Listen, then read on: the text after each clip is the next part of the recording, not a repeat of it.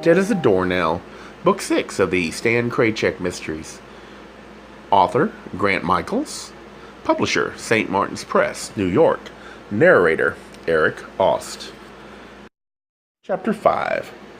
As I follow the heroic butt to my destiny, I notice that its owner is limping slightly. An ace bandage binds one ankle like an emblem of athletic valor. It flashes on alternate steps, like a beacon, in high contrast against the black sweatpants and black sneakers.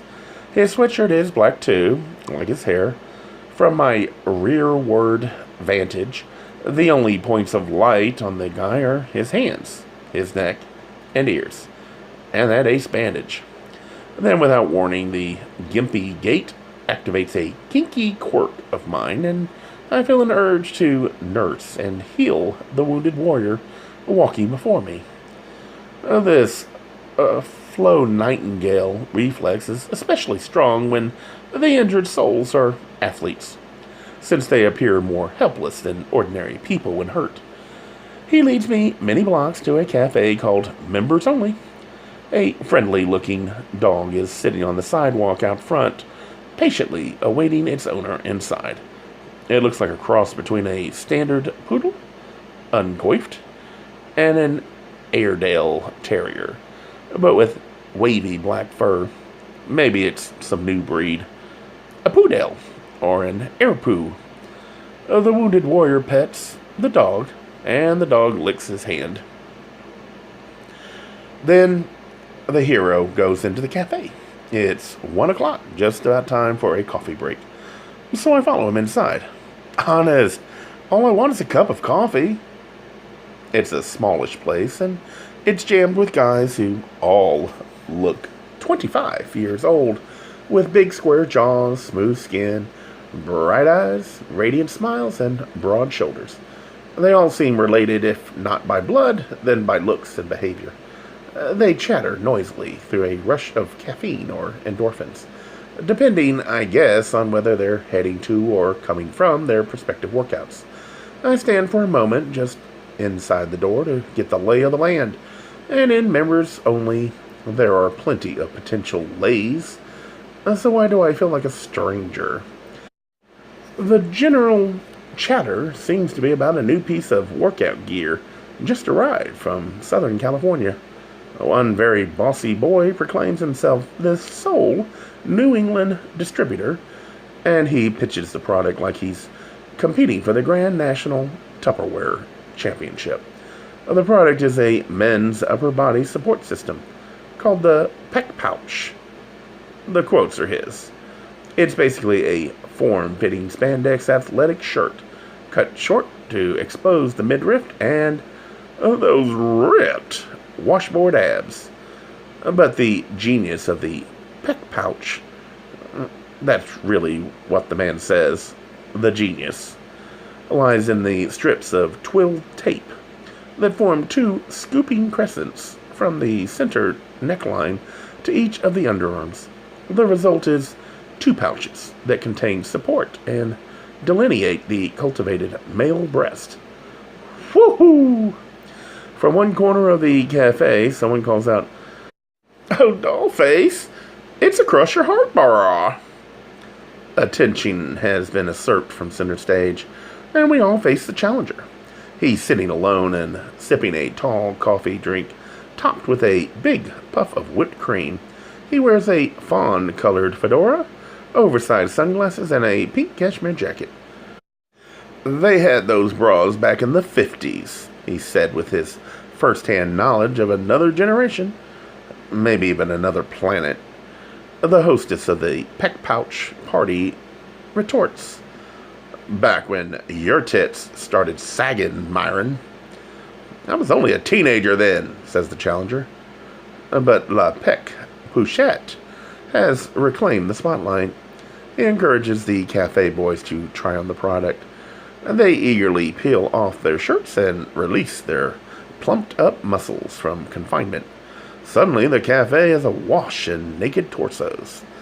The boys pull on the Peck Pouches, fussing with the twill tape to set it properly into the deep contours of their heavy laden chest. They flex their shoulders and chests repeatedly until one by one they discover the magic clinch being demonstrated by the Hype Meister. The cafe is filled with squeals of delight as various pectorali majori are levitated and thrust forward with explosive exuberance. And viola, Jane Mansfield everywhere. I make my way to the cafe counter. I really do want some coffee. One of the boys there is too busy with his peck pouch to wait on me. The other counter boy is, well, looks like the owner of the Bounteous Butt also works the counter at members only. But he seems removed from the folly around him. His bright blue eyes envision something more important than frivolity. His dark features imagine something more profound than push-up bras. I immediately fall in love with his soul. It has nothing to do with his flawless Ken doll physique. He senses my adoring gaze and looks my way. I'm still hiding behind my mirrored shades. Maybe he's admiring himself in them. I'm not working, he says. I'm just here to pick up my check. He smiles quickly as if friendliness will compensate for no service, and then looks away. A few moments pass. He looks at me again, smiles again, and says he'll take my order anyway. He asks me what I'd like, and I order a double espresso. He smiles again, and this time it's a very nice smile, as though he means it. I smile back, then he launches into a sequence of silky, smooth movements that even my dead lover would have called a dance. When he delivers the coffee to me, he smiles one more time. I think I see something extra in that smile, a special engraved invitation. Maybe all charming smiles look like that. You move nicely, I say. Can I yearn for you and worship you, please? Thanks, he said.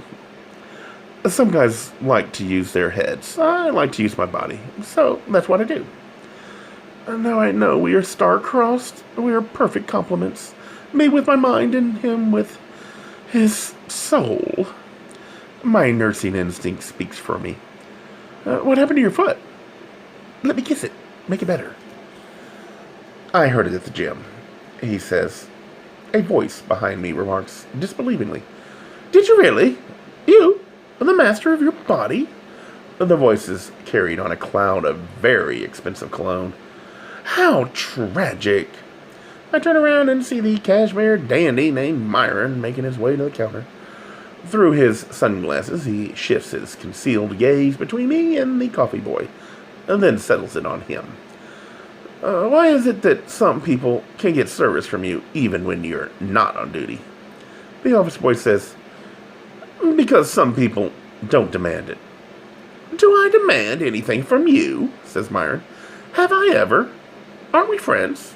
Aren't we, Chip? So the coffee boy has a name, and I almost wish he didn't. Some names are unspeakable in the throes of passion, no matter how hunky the host. Chip says, lay off, Myron. Myron says, or what? Chip said, or else. We'll see what else, says Myron. He sidles up to me and says, did you see his hands? Oh, look at them. Did you ever see such strong, handsome hands? Myron is right. Chip's hands are truly handsome.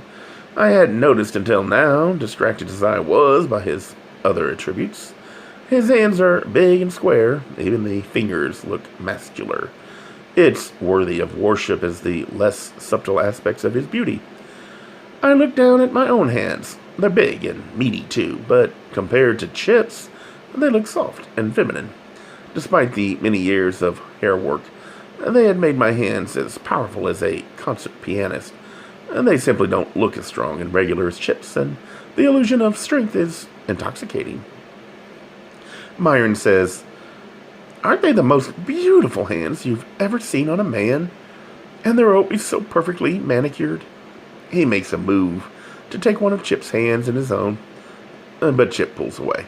Myron says, there's never so much as a hangnail on you, is there, Chip? I said quit it, Myron. Ooh, I'm scared. Myron turns to me. What do you think of this folly around us? He flutters his own chubby hand to indicate the peck pouchers, still chirping away in the cafe. Just moments ago, I thought the same word, folly. Do I share more with this character than I'd like to admit? Myron says, it's like a costume shop at Mardi Gras. They're having a good time, I say. It's harmless. Then why aren't you playing, he says. It's not for me, I say. I don't work out. Oh, dollface, said Myron. Isn't it too tedious? And the results are so transitory. It's like trying to have fun. He leans close to me as though he knows me and wants to share a secret. I say let them do the work and we can watch. Maybe I'd better start being extra nice or I might turn into this guy. Or whores. Am I already a little like him? Myron adjourns his private audience with me and Chip and makes an announcement to the cafe at large. Listen, you all, listen, he says. Someone was killed just a few blocks from here. The peck pouch crowd has only half heard him, and they ask each other variously, "What? Who? What did he say?" But Myron has got their attention. If you boys would get your tits out of my face, maybe I can tell you. I said someone was killed a few blocks from here, just a few hours ago, right here in the South End. Who? Where? Say some of the younger voices. Nobody has identified the victim yet, said Myron. Not publicly, but I think we'd all better be extra careful. You boys may not know it, but this was once a very dangerous neighborhood. I was here then, and I remember. Believe me, I remember I'm one of the handful of people still living who made the South End what it is today. Myron pauses as though waiting for applause, but the boys are already bored with him. What good is the old geezer beyond the gloomy voice of history? Myron is probably 50, and if that isn't close to death, what is? Those boys haven't been alive long enough to see the things he'd seen. Maybe nobody has. I asked Myron, where'd you hear that news? Huh? He says, turning toward me and falling out of character for a particle of a moment. You said someone was killed, and I'm asking where you heard it. I didn't hear it, dollface. I saw it. Where? Over on Waltham Street? What had to do? Police cruisers, ambulance, medical examiner? It was like a film shoot. Did he see me at the crime scene too? Myron says, what's the matter, dollface? Have I scared you? Do you need protection? Maybe Chip will take care of you. Chip says, Myron, if you don't shut up. Myron leans toward me again and murmurs, the boy can't take a joke. I lean away from him and ask, was it a man or a woman? Myron replies, I'm sure it will be on the news, he says to Chip. Why don't you turn the radio on to a news station? Then we can all hear about it. Because I'm not working, says Chip. Maybe a dollface asked you? Myron turns to me. Why don't you ask Chip to put on the news? I think he'll do it for you. I look toward Chip. Will the young god do my bidding? But Chip's blue eyes are busy trying to scorch Myron's medulla oblongata, and Myron is quite pleased with himself. He says to me, I have a shop on Tremont Street at the corner of the Clarendon. Drop by sometime? He makes a minuscule adjustment to his hat. Then he says to Chip, take care of those hands, Chippy. He leaves members only like royalty, taking an exit, deposed royalty. On his way out, Myron grabs a handful of cut-up brioche pieces laying out on the counter for sampling. Outside the cafe, the friendly dog on the sidewalk springs to life and wags his tail. Myron holds a piece of brioche in the air, and the pooch leaps up, acrobatically, to nab it from Myron's plump fingers. The two of them walk off together like that, continuing their little show. Back in the cafe, I ask Chip how much my coffee is. He says it's on the house. I offer him a generous tip. He pushes the money away, then he leans forward and says quietly, you can treat me sometime? Maybe I'm right, and maybe I'm wrong, but I think I remember what flirting is. I pulled off my sunglasses and cap, just to let Chip see the goods in their undisguised glory. But once he sees me, he averts his gaze, as though he suddenly finds me repulsive. But what's not to like? My big jaw, which is perhaps a bit too manly for my girly disposition. Do my green eyes bother him? Should they be blue like this? Is it my broad grin, which sometimes comes across as dopey? Is my red hair too long? Should it be dark like his and styled in a boy's regular? The only glaring physical difference between me and the other guys in the cafe is that they have shoulders and I have hips. Whatever the reason, Chip can't look me straight in the face. Is something wrong? I say. No, no, he says, forcing a smile. Just for a second there, you kind of look like someone else. Someone you'd rather forget? He hesitates. I guess you could say that. So much for our future as soulmates. I put the sunglasses and cap back on. Chip glances nervously at his wristwatch, and then he calls out to someone in back above the fracas of the cafe. Hey, Andre, I'll be back for my check later. I've got a client now. He fetches his gym bag from under the counter and emerges with that slight limp. He leaves the cafe without looking back. Once outside, Chip manages the wet sidewalks with aplomb and quickly vanishes. I remain engulfed in the center ring clamor of the cafe, but also wonder what critical molecule is lacking in my own DNA. The missing code that would enable me to exclaim along with the other members of my so-called tribe, "The gym! The gym!" Like some oracle. Perhaps the real question is, which gym? The decision is as fateful as choosing one's god.